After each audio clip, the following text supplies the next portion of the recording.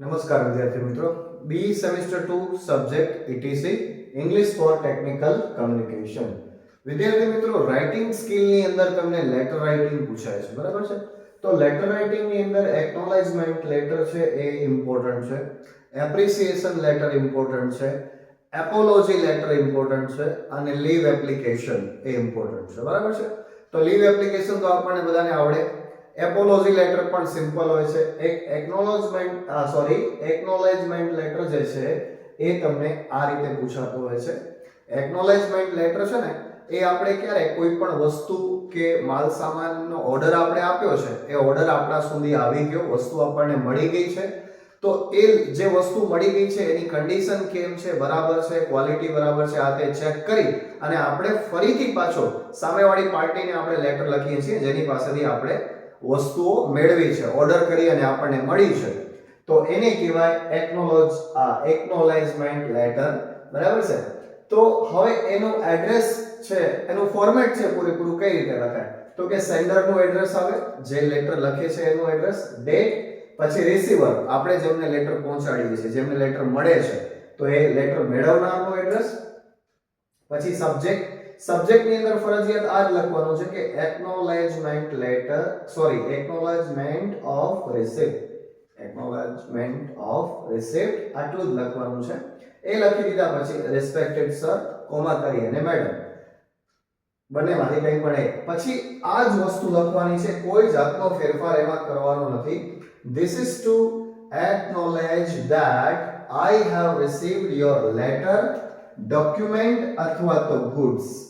આ ત્રણ વસ્તુમાંથી આપણે જે પણ વસ્તુ, ખાસ કરીને goods એટલે માલ સામાન જે આપણે મંગાવ્યો છે તે, એ ડેટ, તારીખ, કઈ તારીખે આપણે એનો ઓર્ડર કર્યો હતો, I sincerely thank you for sending the same.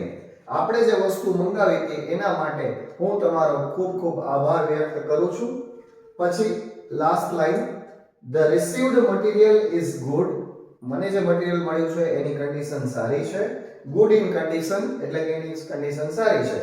if any further information is required, જો કોઈ ફર્ધર એટલે આગળ, હવે પછીથી માહિતીની ક્યાંય જરૂર પડી, I will contact you, તો હું તમારો સંપર્ક કરીશ. થેન્ક યુ, yours faithfully, પછી કોમા અને લાસ્ટમાં જે નામ આપેલું હોય આપણે એડ્રેસની અંદર એ નામ નીચે લખી દેવાનું છે. આટલું જ કરવાનું છે જો તમને એક્નોલેજમેન્ટ લેટર પૂછાય તો, બરાબર? એપ્રિસિએશન ની અંદર શું હોય છે? સેમ કન્ડિશન, આ જ ફોર્મેટ, કાંઈ ચેન્જ નથી કરવાનું. અહીંયા એક્નોલેજ ની જગ્યાએ એપ્રિસિએશન લેટર આ રીતે લખી દેવાનું છે.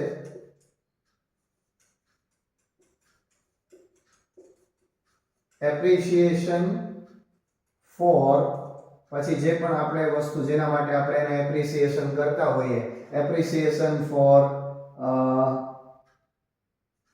the first rank, પછી જે દાખલા તરીકે કોઈ કંપનીમાં એમનો નંબર આવ્યો હોય કે ગમે ત્યાં એનો ફર્સ્ટ રેન્ક આવ્યો હોય among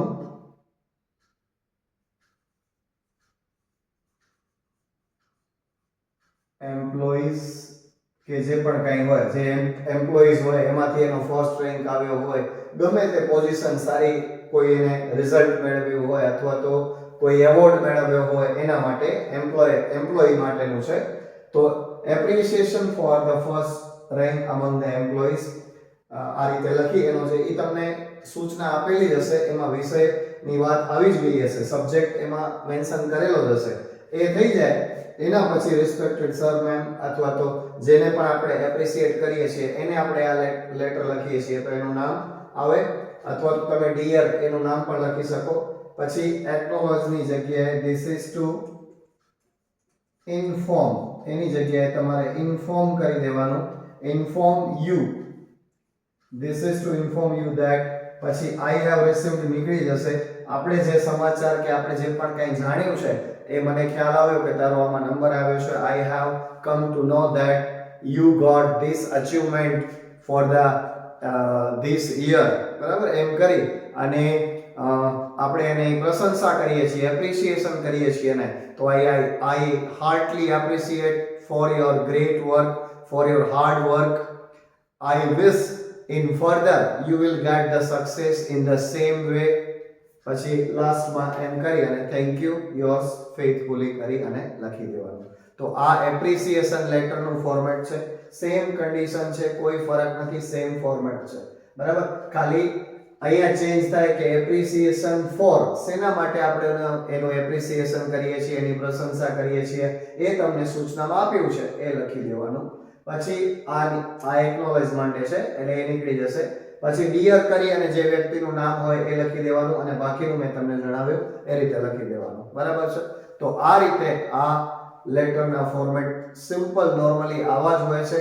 એમાં ફોર્મેટ લખી અને અંદર માહિતી લખીને લાસ્ટમાં થેન્ક યુ યોર્સ ફેithfully અને નામ લખી દો એટલે તમને એમાં માર્ક્સ મળશે જ. બરાબર છે વિદ્યાર્થી મિત્રો? તો આટલું ખાસ કરી દેજો. ચેનલને શેર કરી દેજો, સબસ્ક્રાઇબ કરી દેજો. ધન્યવાદ.